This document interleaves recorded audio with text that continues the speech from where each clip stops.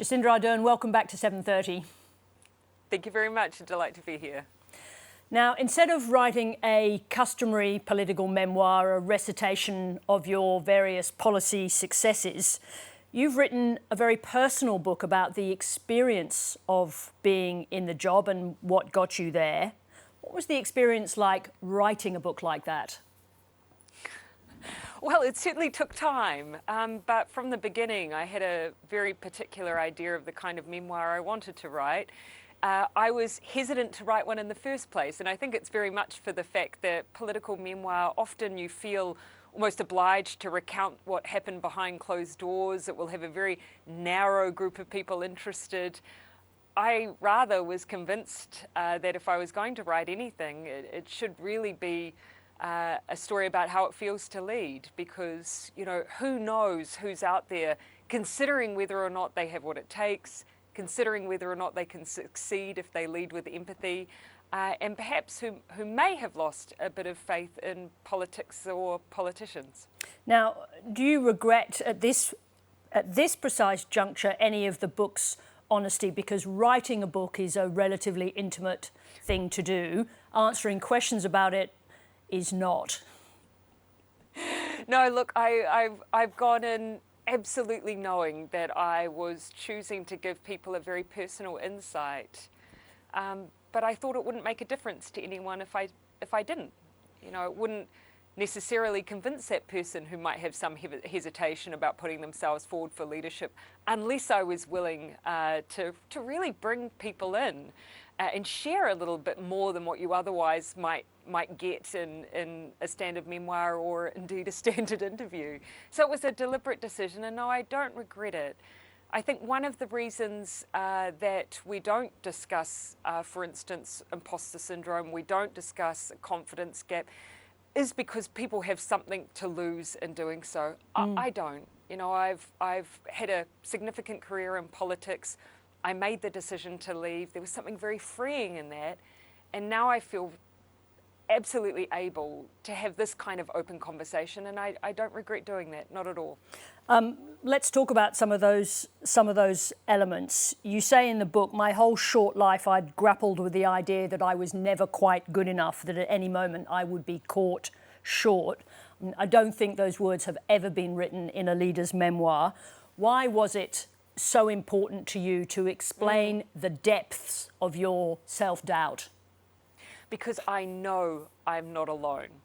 You know, privately, you know, in quiet conversation, the number of individuals, often people I have enormous respect for, who will in some way share that they've had a similar thought or a similar experience. You know, recently I was reading Melinda French Gates' book.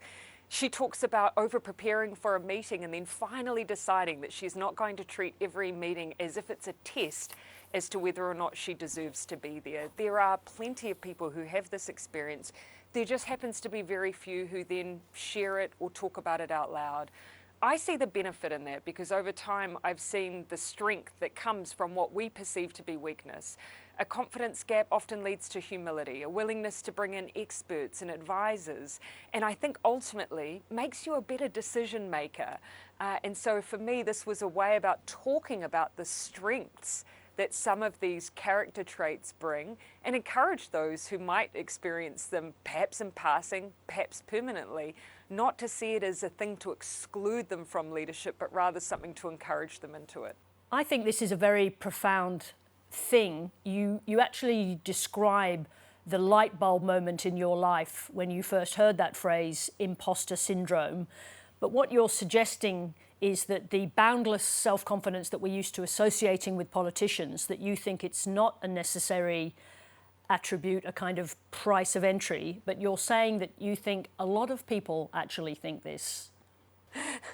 Well, also, I think I'm trying to encourage others because, you know, ultimately, even if you have that confidence gap in yourself, it does not mean that you cannot and will not be a decisive leader.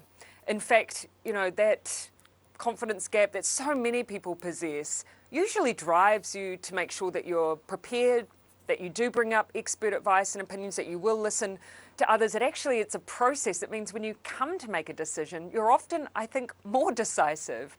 really I want to bring into question these old assumptions about the character traits we want in politics.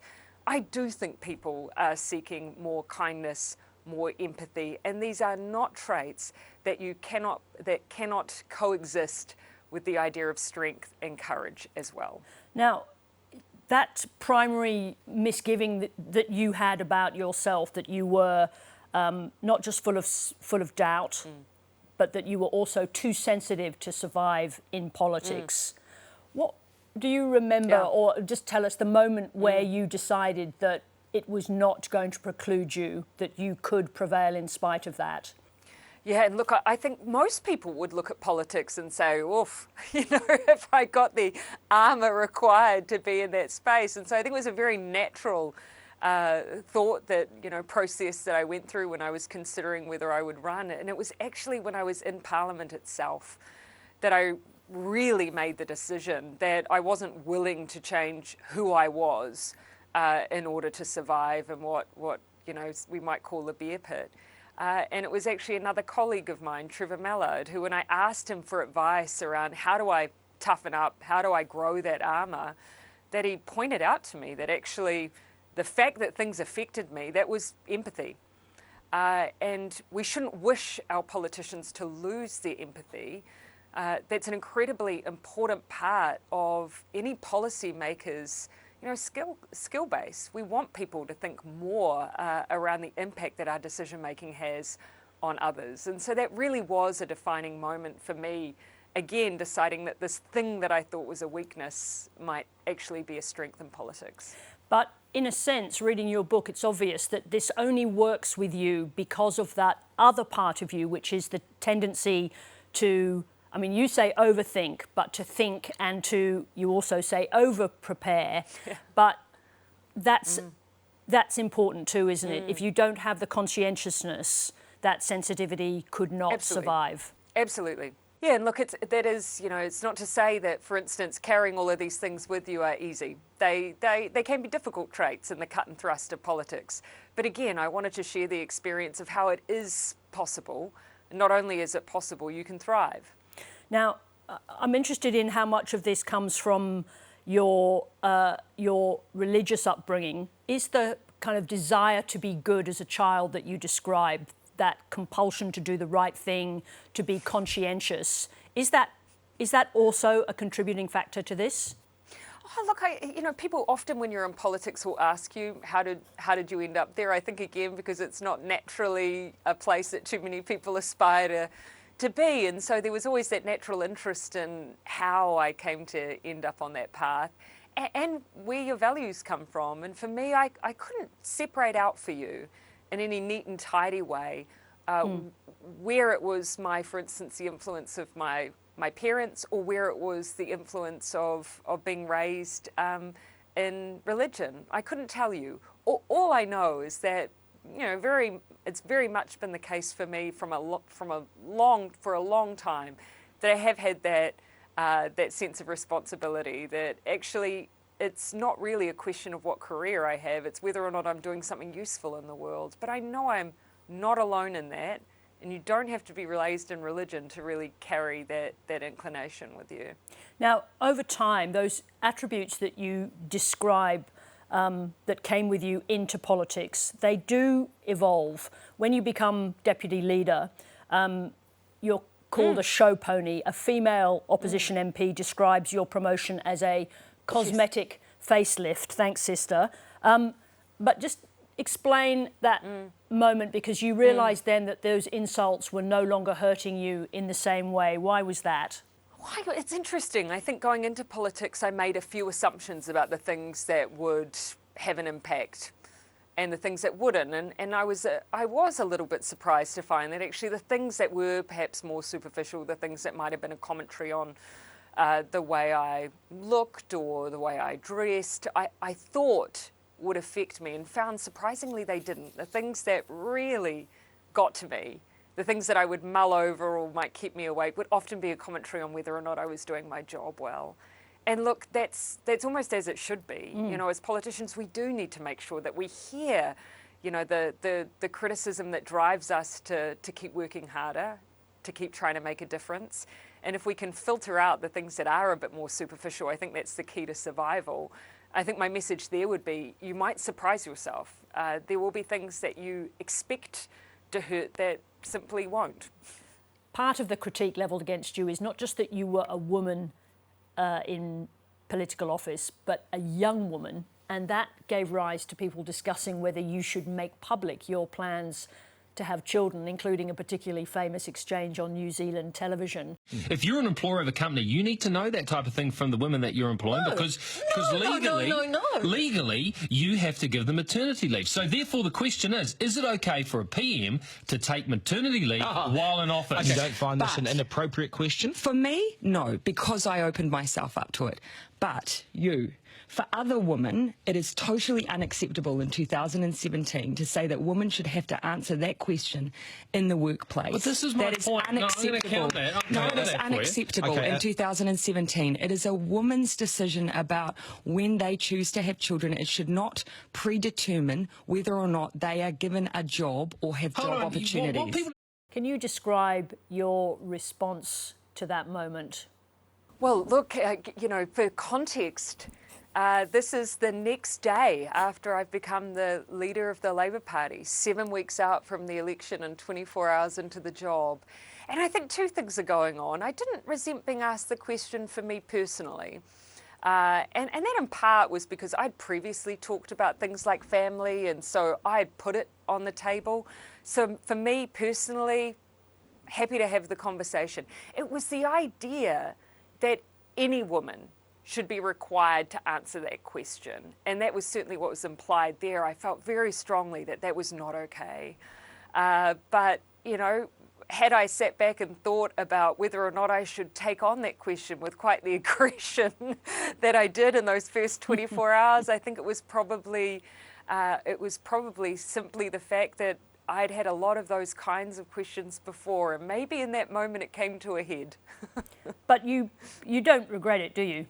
No, not at all. Not at all. There was a real sense for me in that moment of, it's fine for me, but what about everyone else? Because I don't think anyone for a moment would assume that when an employer asks you your plans, it's not because they're going to prepare the gift basket for you. It's because it may make a change in their employment decision. So, let's be honest about that. And I do think we should be in a day and age where that is not entertained as being a line of questioning that's acceptable. You open the book hovering over a pregnancy test in your friend's bathroom, and for the audience, this is just before your potential coalition partner, Winston Peters, is about to decide which side of politics he's going to go with, and therefore whether or not you are going to be Prime Minister. How did you rationalise keeping the fact that you were pregnant to yourself for a while? Yeah. For all the same reasons that women every day keep that to themselves. The same reasons. The same thought process went through my mind, which was, this might not hold. It was my first pregnancy. It might not hold. And so that's the reason that most women keep that to themselves in those early weeks, and that was the first thought in my head as well. But as I went further down the track, of course, there were other issues at play.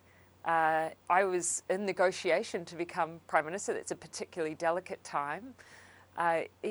Equally, I knew, having just been elected, it would appear my priorities somehow may have appeared to be misplaced.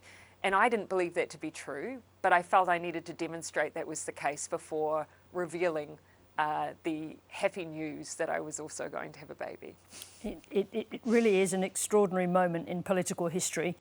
I remember in that moment thinking, you could not write about this. And then, so I did. And here we are.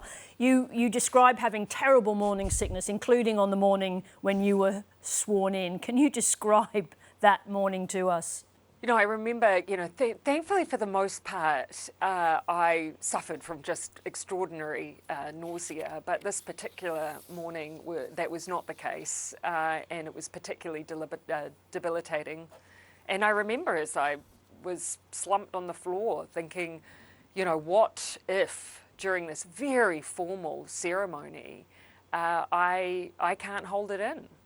And it's not the kind of thought process you want to have to go through when you're about to have the speech from the throne from the then Queen's representative, all the heads of judiciary, the Defence Force, and every single member of Parliament sitting in one space facing you.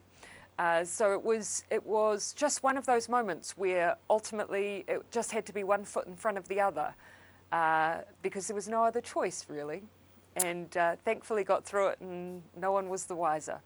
As the Queen said to you, just get on with Except it, right? my porcelain toilet.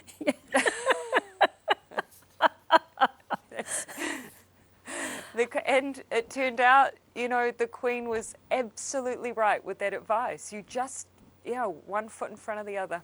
Mm-hmm. Now, I want to just come back to the notion of kindness. Taking on the Prime Ministership at that time, you talk about kindness being important. I'm interested because it's also a term used by the current Australian Prime Minister, Anthony Albanese, during the recent election campaign, asserting that kindness is not a weakness. Yes. Now, what I'm interested in is whether you think that the battering of COVID that societies have experienced, that is in part why people are seeking more kindness in politics. Is it a cycle, or do you think that this is now an enduring thing? Well, I believe it should be an enduring thing, and certainly, you know, when we were talking about it, it predates that. It was 2017, and it was really a response from our perspective to what we felt we were hearing from voters, that yes, it matters what you do, but it also matters how you do it. And I have heard Prime Minister Albanese talk about his view that there is conflict fatigue amongst voters, and I think that's true. Because whenever I think voters see that conflict, they see a debate that's internal, that's between politicians and isn't about them. And actually, day to day, politicians actually spend most of their time focused on fixing problems. But that's not what's amplified every time we engage in that kind of cross-party battle. And so I do think it's about making sure that the way that we do politics also reflects why we're there in the first place, which is to serve communities. Now, just another question about motherhood and leadership. Obviously, there are many women in the world who juggle hard work and very high-pressured jobs with having children, but very, very few women in the world have ever juggled motherhood with national leadership. Does it always have to be a binary choice for a politician, especially for a leader, that if you are doing your job properly, you are letting down your child? Because I know that's the question you're asking yourself through the book. And I think the conclusion that I reach is that, you know, ultimately when you are in the rare position of having, you know, a job at that level. It was myself and Benazir Bhutto that have had a child in office. Some might think that that's an example of where maybe your guilt should be a little bit lessened because you've got a pretty reasonable excuse to be busy and to not always be there. But my learning was actually it never goes away. And I think almost it doesn't matter what roles we have as parents, that idea that we should be giving our all, including all our time to our kids, it's always there. It's always there. And so rather than give some kind of false notion that you can ever make that go away, I think it's more about how we actually just give ourselves a little bit more leniency when we're carrying that parental guilt that is standard issue for everyone, I think. Did the questioning of your ability as a woman go away while you were in office, or did it persist? I think, you know, to be fair, you know, I was the third female Prime Minister in New Zealand. And so, you know, I think those questions, where it did exist, much more subtle, much less obvious. Maybe it manifested in this idea of can you parent properly and lead at the same time. Those may have been some of the ways that it came through. But it was, you know, I benefited from a path being carved by others. I absolutely, absolutely did. And my primary experience as a leader wasn't solely through the lens of being a woman. And that's, certainly there are still things that we have to confront. Certainly it can be challenging, but my message to others would be still do it. Run, take up the mantle. There is so much opportunity to make a difference that those challenges where they do exist are still worth taking on.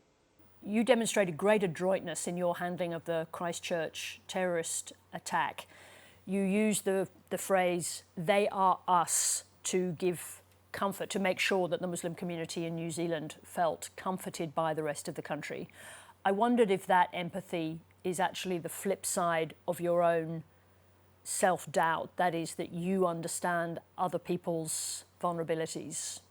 I certainly think that that all of these things are very hard to separate out. And again, as you've described, I think we, rather than focusing quite so much on the perceived weakness that these traits bring, I do think that there's benefit for us to thinking about those strengths, because they are there. I would also like to think, though, that the response around March 15 was a reflection of a wider sentiment that existed in New Zealand and amongst the New Zealand public. That you have the privilege when you're a leader to be, leading out in those moments, but you are ultimately, if you allow it, a reflection of what's just happening in the community that you're serving. And it was very clear to me during March 15 that there was no way the New Zealand public wanted the terrorists to succeed. And success for him was isolating a community who were part of the New Zealand community. And so I really, really saw, in very real terms, the New Zealand public wrap their arms around the Muslim community, who ultimately were the ones targeted by this horrific attack, just to send that message that this, in their minds, was an attack on New Zealand. But the language used by leaders after terrorist attacks usually is characterised by strength and retribution. It's not as obvious as you say that empathy was the obvious choice. And yet, in one of the things, as you've alluded to, actually, one of the things that I still find deeply sad is that when I encounter members of the Muslim community internationally, they might comment on New Zealand's response. And I hope there's a day when it doesn't, warrant commentary. Because ultimately, I think it was actually a very human response that New Zealanders adopted. And again, if the goal was to ensure that the terrorists did not succeed, then focusing on those who were the victims, refusing to say his name, and, for instance, ridding New Zealand of the weapons that he used in the first place. Those are some of the things that we could do in response. And just to finish, if history remembers you as the first world leader, not just to give birth in office, but to take that infant into the United Nations, I wonder if you will have done more by doing that to shape society than many other leaders will achieve. I think in every case, when it comes to issues like legacy and politics, it will be determined by people other than us. So I'll leave that to history. All I hope I do with this book is just share a little bit more about what it looks like behind the scenes, in the hope that a few more people who might identify as criers, huggers and warriors might take up the mantle of leadership, because I'd say we need them. Here's to criers, huggers and warriors the world over. Jacinda Ardern, thank you very much indeed for the book and for joining us. Thank you so much.